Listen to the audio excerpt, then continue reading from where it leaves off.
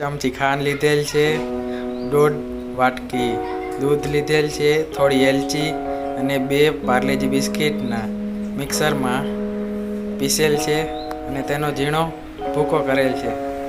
10 વાળા 2 પાર્લેજી બિસ્કિટ લીધેલ છે. આપણે 1.5 વાટકી દૂધ નાખીશું અને તેને ઉકાળીશું.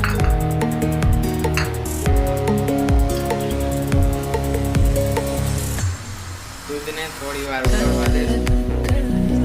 આપણું દૂધ ઉકળી ગયું છે. તેમાં આપણે ખાંડ ઉમેરીશું. ગેસને આપણે લો ફ્લેમ ઉપર રાખીશું અને તેને પછી રીતે હલાવીશું.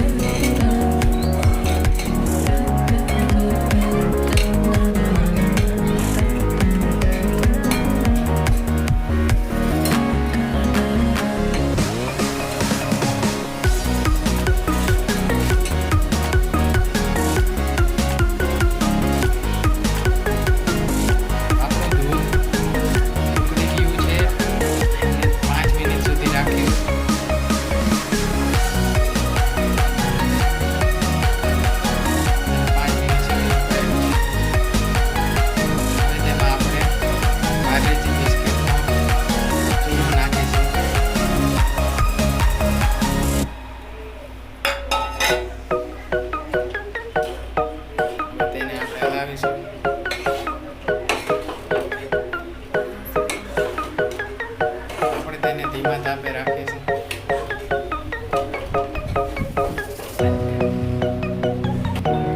હવે આપણે તેને થોડી વાર હલાવીશું.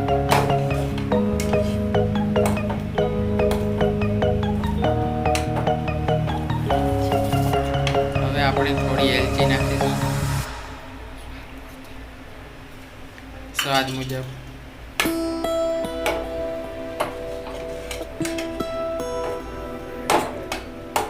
જો તમને અમારા વિડીયો ગમતા હોય તો લાઈક કરજો, શેર કરજો અને સબસ્ક્રાઈબ કરજો. હવે આપણે 1 ચમચી ઘી નાખીશું.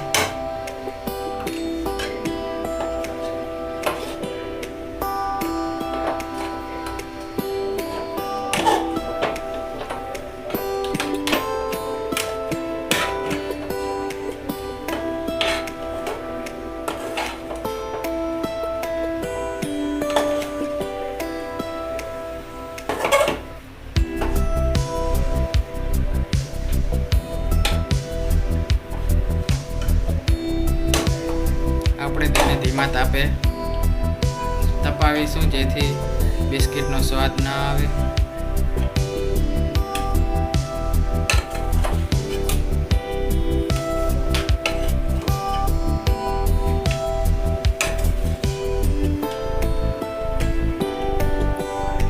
જોઈ શકો છો તે કઢાઈમાં જરાય ચોટતું નથી. તેને આપણે ઠંડુ થવા માટે બહાર કાઢી લેશું. હવે આપણે તેને પ્લેટમાં કાઢી લેશું.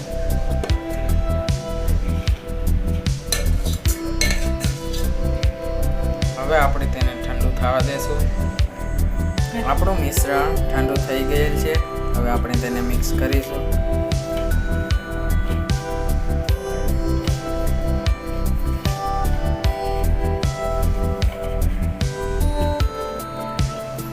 જેવા તમને ગમે તેવા સાઈઝના આપણે પેડા વારીશું.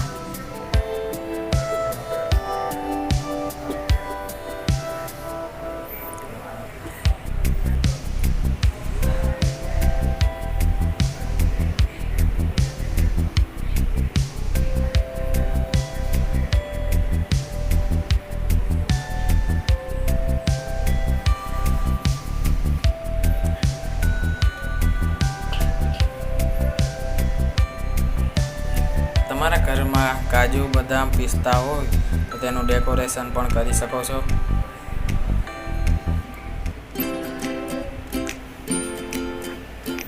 આ રીતે આપણે બધા પેંડા વાળી લેશું.